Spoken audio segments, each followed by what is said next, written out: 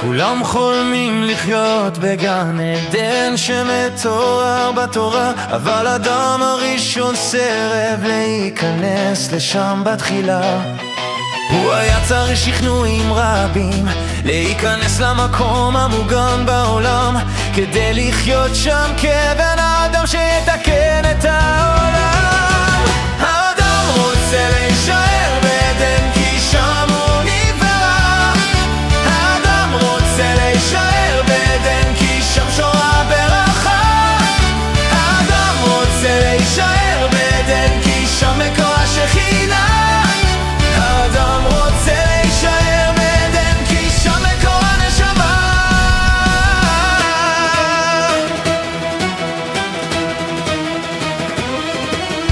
מי רוצה לחיות בגח אלו בבית הקדוש בעולם? מי רוצה לחיות בגן ולא לחוש את הבור לכל הזמן? ומי רוצה לחיות בגן החיצוני ולא בבית הפנימי הקיים? מי רוצה לחיות בגן שבו לא נברא? האדם רוצה להישאר בעדן כי שם הוא נברא.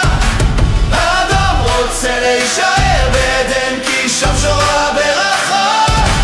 האדם רוצה להישאר בעדן כי שם מקור השכינה.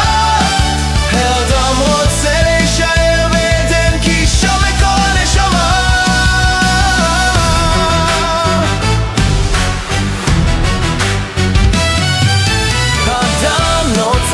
במקום המובחר בעולם, העולם נוצר במקום הקדוש בעולם. שם נמצא המזבח של העקידה, שם נמצאת אבן השיעה מקור הבריאה.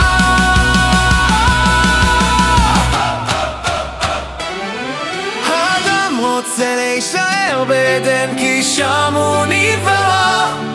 האדם רוצה להישאר בעדן כי שם שורה ברכה. האדם רוצה להישאר בעדן כי שם מקור השכינה. האדם רוצה להישאר בעדן כי שם מקור הנשמה.